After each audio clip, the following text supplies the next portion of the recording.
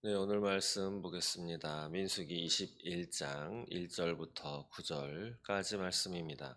구약 성경 231쪽 정도에 있습니다. 민수기 21장 1절부터 9절까지 말씀을 함께 보도록 하겠습니다. 함께 봅니다.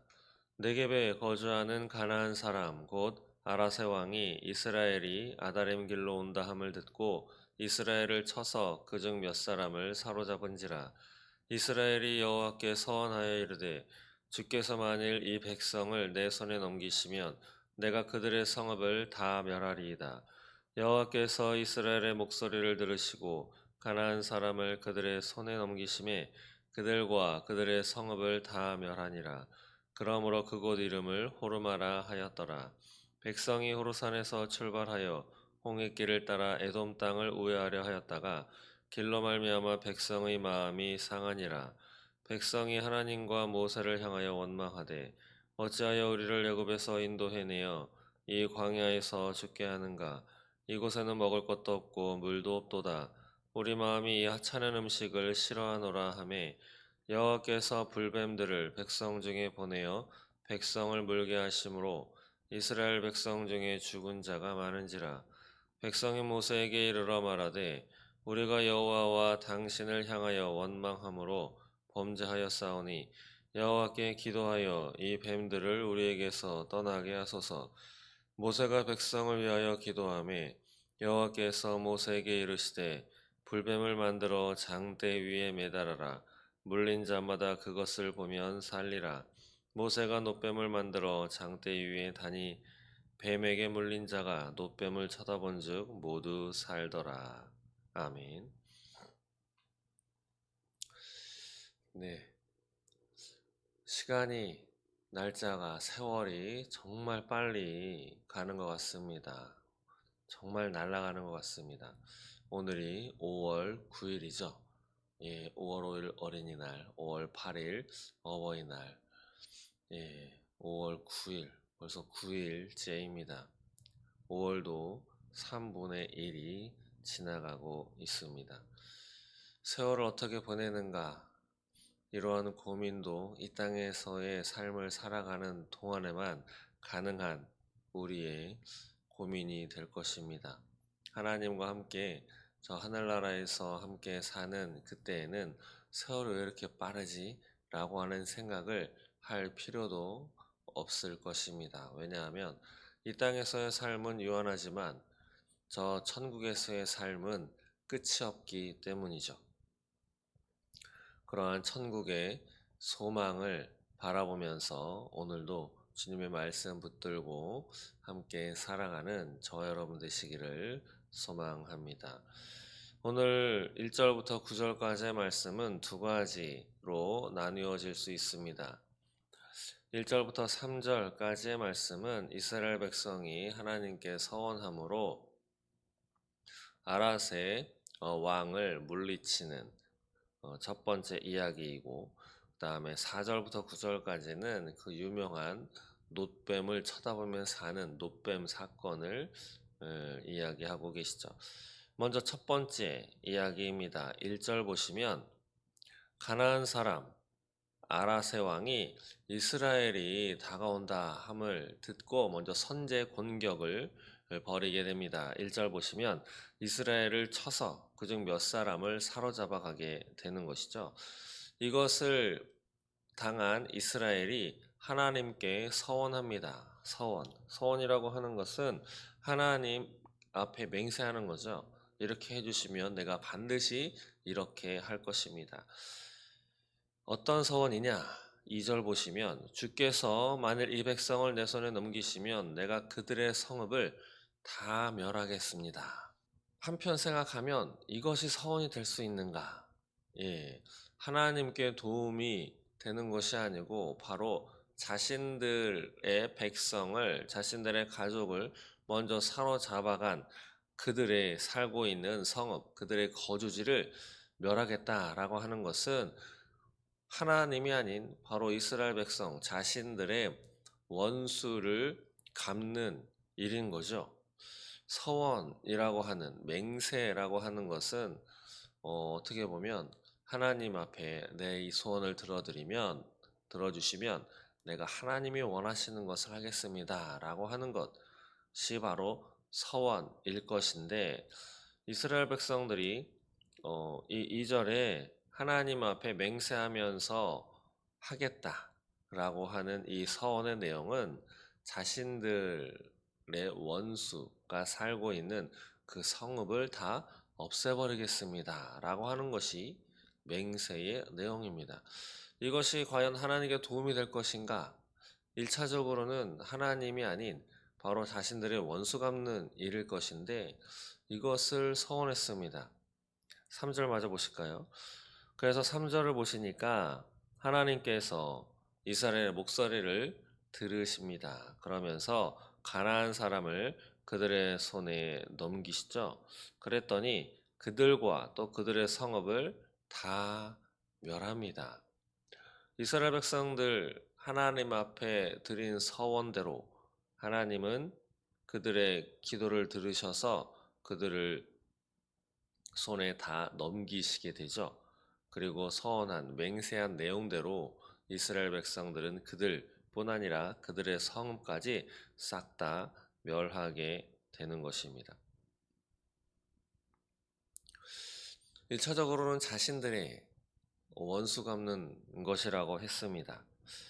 그런데 또 한편으로는 이 광야 생활, 제가 말씀드리는 이 광야 생활에 가나안 땅 정복해서 땅을 나누어주는 이스라엘 백성의 입장에서는 땅을 차지하는 땅 따먹기의 과정 이야기이지만, 물론 그 과정에는 뭐 광야 시간에 훈련의 과정이다, 뭐 믿음이 성숙되는 과정이다, 뭐 이러저러한 많은 것들이 있지만 결과적으로는 가나안 땅에 들어가는 것이 목적이죠. 그리고 그 안에 들어가서 그 땅을 자신들이 차지하게 되는 것이 이스라엘 백성들 입장에서는 그 땅 따먹기의 과정이지만, 하나님 입장에서 볼 때 하나님이 왜 하필 가나안 땅인가? 먼저는 예언적으로 이스라엘 백성들을 애굽에 내려가게 하실 때 내가 다시 400년 만에 네 땅으로 돌아오게 할 것이다 라고 하는 그러한 예언의 말씀을 미리 주셨지만, 성경을 읽어보시면 가나안 땅, 왜 가나안 땅인가를 한편 알 수 있는 말씀은 바로 그 땅에 하나님을 거역하고 하나님을 알지 못하고 우상을 숭배하면서 많은 죄악이 번성한, 그래서 하나님이 그 땅을 가증스럽게 여기시고 죄악이 번성하는 것을 하나님이 참지 못하는 지경에까지 이르러서 그 땅에 대한 심판이 바로 가나안 땅 정복 전쟁이다라고 하는 것을 알 수 있다라고 말씀드렸습니다. 바로 가나안 땅 정복하는 전쟁은 이스라엘 백성의 땅 따먹기 전쟁 이전에 하나님의 거룩한 전투 전쟁이다라고 하는 거죠. 바로 하나님이 그렇게 싫어하시는 이 땅의 죄악을 진멸하는 그러한 전쟁인 것입니다. 그렇기 때문에 2절에서 먼저는 이스라엘 백성 자신들의 원수 갚는 것이 어떻게 하나님 앞에 선의 내용이 될 수 있는가 의문점을 가질 수 있지만, 2차적으로 아니 궁극적으로는 하나님은 그 땅을 멸하시기를 원하는 것입니다. 왜냐하면 그 땅에 죄악이 드글드글하기 때문이죠. 그렇기 때문에 그들뿐 아니라 그들이 살고 있는 그 집터, 성읍, 동네 그러한 것까지 싹 다 없애버리시는 것이 하나님의 목적인 것입니다. 그렇기 때문에 하나님께서 이들의 서원을 들으신 까닭을 한편으로 짐작할 수 있는 것은 하나님의 거룩한 전쟁에 이스라엘 백성들이 동참하여서 하나님의 소원을 들어드리기로 한 내용이다라고 하는 것을 우리는 알 수 있는 거죠. 그래서 3절에 그곳 이름을 무엇이라 했는가? 바로 호르마라 하였더라 라고 나옵니다. 호르마. 호르마라고 하는 이 지명은 진멸하다, 다 없애버리다 라고 하는 뜻이죠. 진멸이라고 하는, 진멸하다 라고 하는 하람, 이라고 하는 단어에서 파생되었는데 바로 철저하게 파괴시키고 뿌리까지 없애버리는 근절시키다 라고 하는 뜻을 갖고 있습니다. 그런데 이 호르마, 이 지역, 과거 40년 광야 생활을 너희는 하게 될 거야. 왜냐하면 정탐꾼들 그 2명과 10명의 2대 10 나누어지는 그러한 보고를 받은 이스라엘 백성들이 신실한 신앙의 눈으로 바라본 2명 여호수아와 갈렙의 보고를 따르지 않고 나머지 10명 자신들의 눈에 보이는 대로만 보고해서 하나님이 주시겠다라고 하는 땅에 우리는 결코 들어갈 수 없다라고 하는 부정적인 단순히 긍정 부정의 이야기가 아니죠. 하나님께서 주시겠다 말씀하신 하나님의 말씀을 신뢰했는가? 하나님을 신뢰했는가? 아니면 하나님을 신뢰하지 않는가라고 하는 소위 믿음의 문제인 것이죠. 믿음의 문제에서 승리하지 못한 불신을 택해서 하나님으로부터 그러면 너희는 40년 동안 광야길을 헤매야 할 것이야 라고 하는 처벌을 받게 되죠. 그런데 이 이야기를 들은 이스라엘 백성들이 마음을 다시 다잡아서 그렇다면 우리가 올라가서 쳐들어가겠습니다. 근데 모세가 말렸죠. 하나님이 너희와 함께 계시지 않기 때문에 올라가지 말아라. 그런데 그들은 모세의 말을 듣지 않고 올라갑니다. 결국은 패배해서 쫓겨 내려오게 되죠.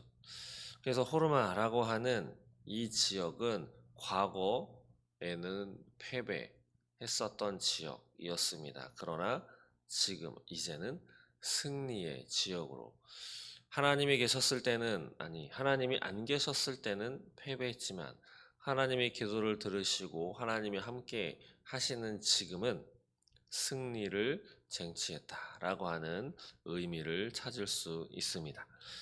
두 번째로 4절 이하의 내용은 바로 놋뱀 사건으로 4절 보시면 백성이 이제 호르산에서 출발해서 홍해길을 따라서 에돔 땅을 우회하려 돌아서 간다 이 말이죠.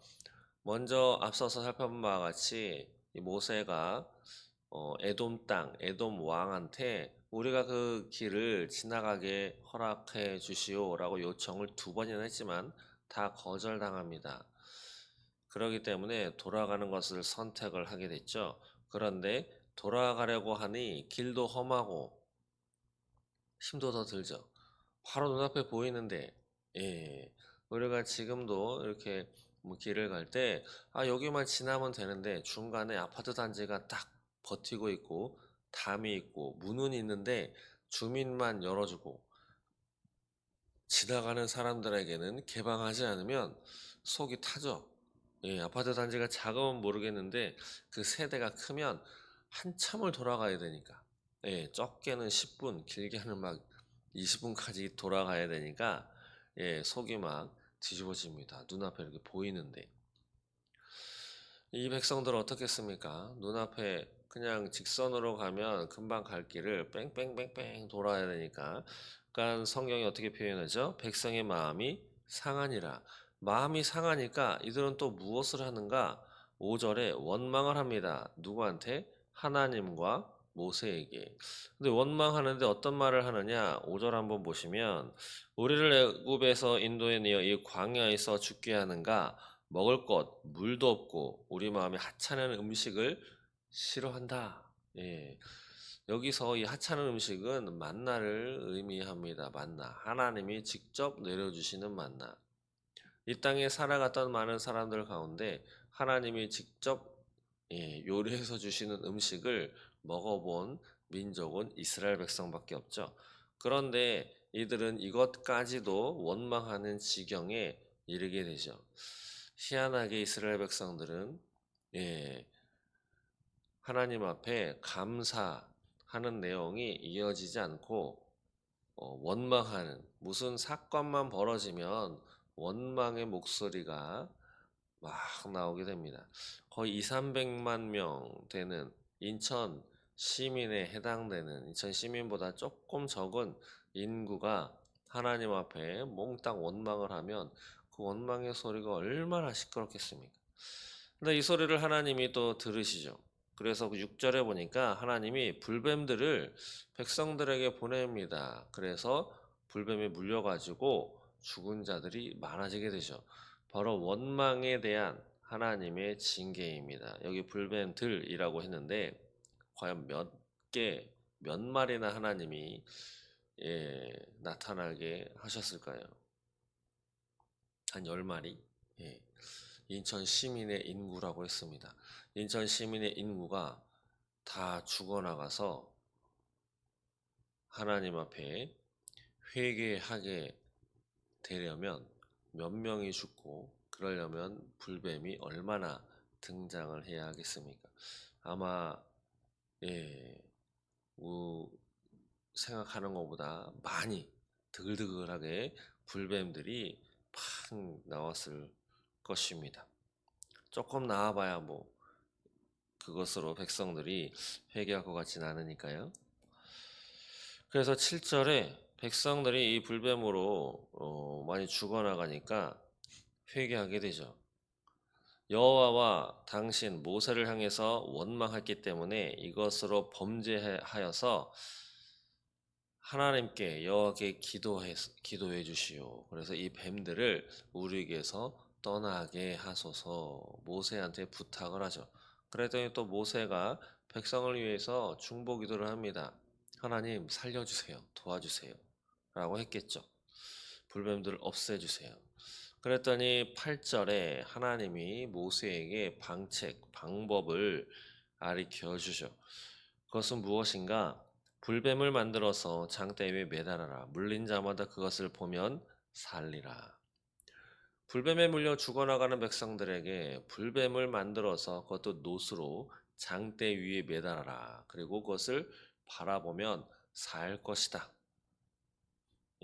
치유 방법을 이야기를 해주죠. 그랬더니 모세가 노뱀을 만들어서 장대 위에 답니다. 그리고 뱀에게 물린 자, 못뱀을 쳐다보니 모두 살았다라고 기록하고 있습니다. 하나님은 원망에 대한 징계로 불뱀에 물려 죽는 처벌을 내리셨는데 이스라엘 백성들이 회개하고 도움을 요청하니 하나님이 구원 계획을 알려줍니다. 그래서 놋뱀을 쳐다보면 살 것이다.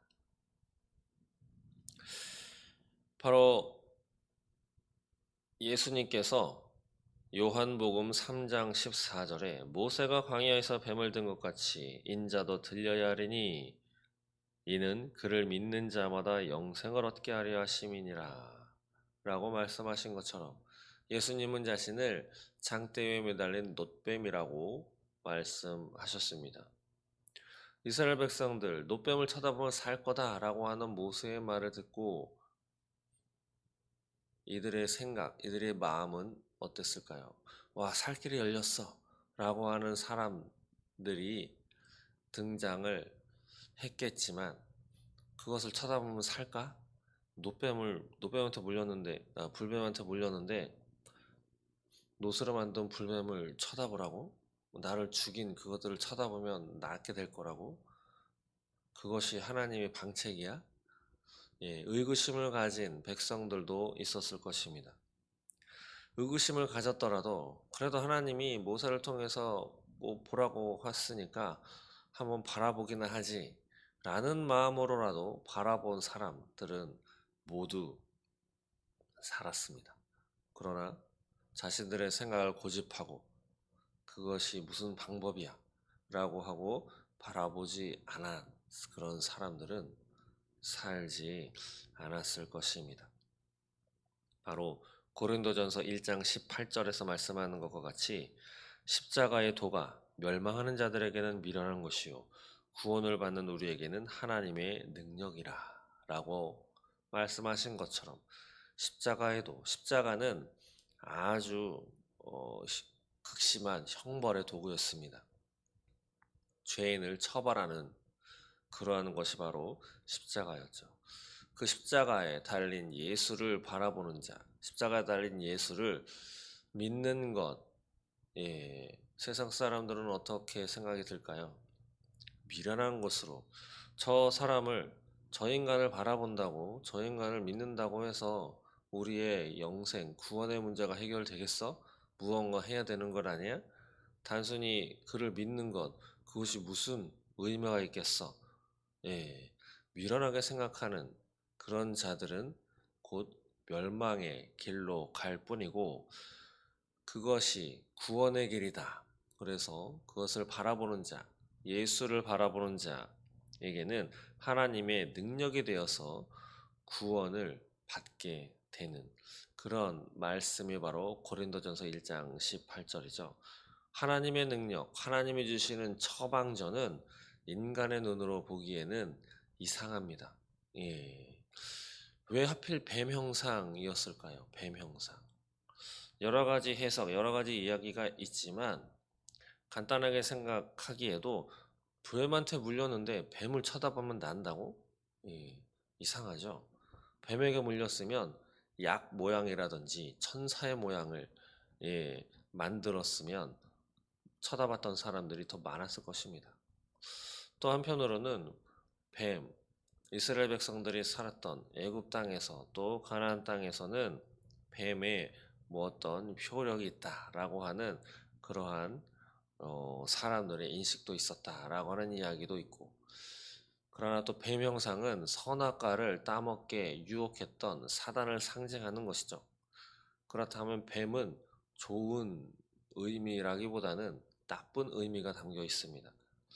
인식이 나쁜데 저도 뱀 참 싫어합니다. 예, 징그럽게 생겼죠. 혀도 갈라져 있어가지고. 근데 그것을 찾아보면 난다고? 예, 좀 이상하게 생각되는 것이 당연합니다. 그리고 또 한편으로는 그 뱀이 바로 너희들의 모습이야 라고 해석하는 것도 있습니다. 너희들이 그렇게 뱀과 같은 모습이야. 뱀처럼 혀가 갈라지는 것처럼. 한편으로는 감사의 말을 하면서도 또 한편으로는 원망과 불평을 쏟아내는 것이 바로 너희의 모습이야. 너의 모습을 보고 회개해라. 뭐 이렇게 해석하는 주석도 있습니다. 뭐 여러 가지 것이 있지만 공통적으로 우리가 알 수 있는 것은 우리의 눈으로 보기에도 약간 이해가 가지 않는다라고 하는 것이죠. 이사야서에서 말씀하는 것과 같이 하나님은 사람이 아니시니 내 생각은 너희의 생각과 다르며, 단순히 하나님이 내린 처방전, 뱀 쳐다봐 그러면 살 거야. 그것이 뱀이냐 어떤 형상이냐, 뱀이 이 땅에서 어떤 의미를 갖느냐, 내가 뱀을 좋아하느냐 싫어하느냐 의 문제가 달려있는, 해결의 문제가 달려있는 것이 아니고, 하나님이 저거 쳐다봐 그러면 날 거야 라고 하는 하나님이 내리신 처방전이시기 때문에, 누가 내렸는가? 하나님이 처방 내리셨기 때문에 하나님의 말씀을 따르는가 아닌가의 효능이 있는 것이죠.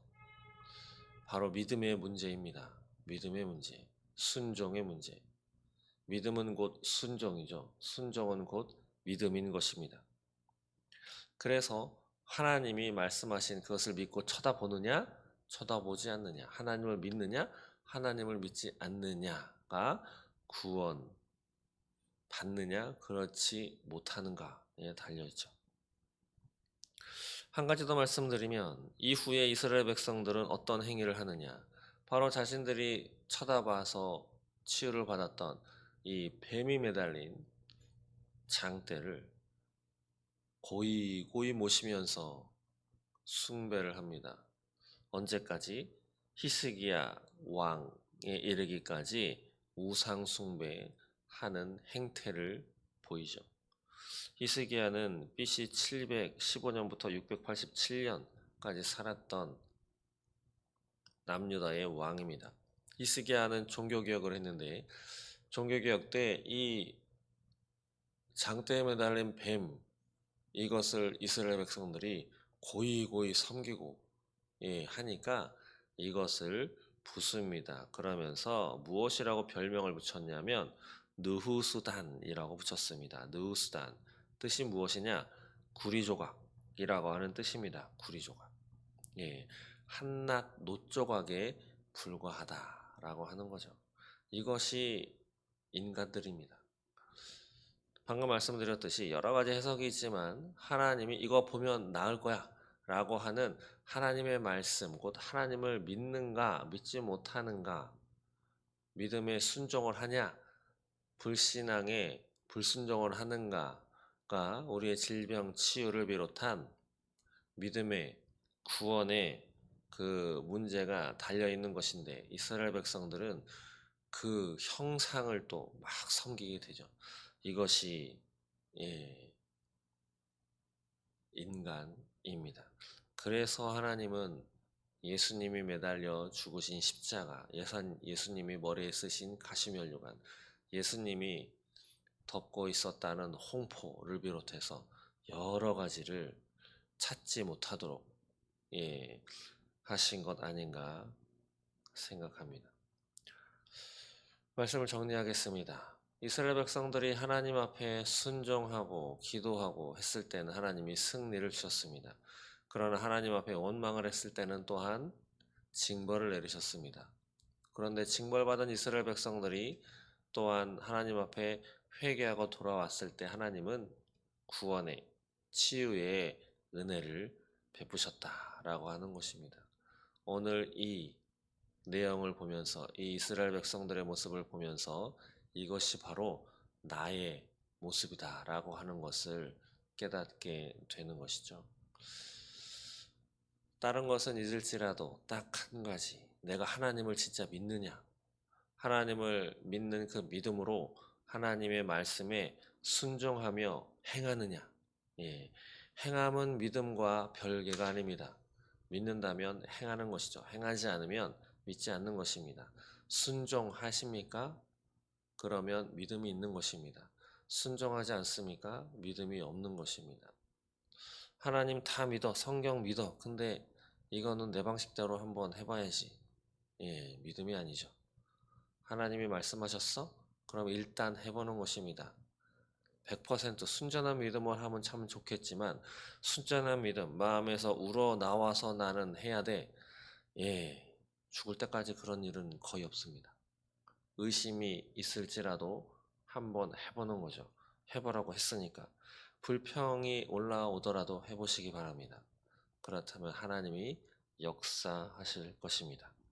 기도하겠습니다. 하나님, 감사합니다. 어려움을 들고 하나님께 나아가서 부르짖을 때 응답을 하시고, 우리 인간의 눈으로 보기에는 가당치도 않은 방법이나 그러한 기이한 방법으로 해결해 주심을 믿습니다. 이러한 믿음의 눈으로 살아갈 수 있도록 인도하여 주시옵소서. 인생의 길이 아무리 험난하더라도 이러한 모든 시간 속에 하나님의 주권이, 하나님의 섭리가 함께 하고 계심을 기억하게 하시고, 죄에서 돌이켜 죄에서 회개하여 이러한 나를 살리시는 하나님의 형상으로 오신, 하나님이 직접 오신 예수 그리스도의 십자가만을 바라보게 하옵소서. 믿지 않아 순종하지 않은 불신앙의 삶이 아닌 믿음의 눈으로 순종하는 그러한 순종의 인생이 되도록 오늘 하루 지켜 주시옵소서. 감사합니다. 예수님의 이름으로 기도드립니다. 아멘.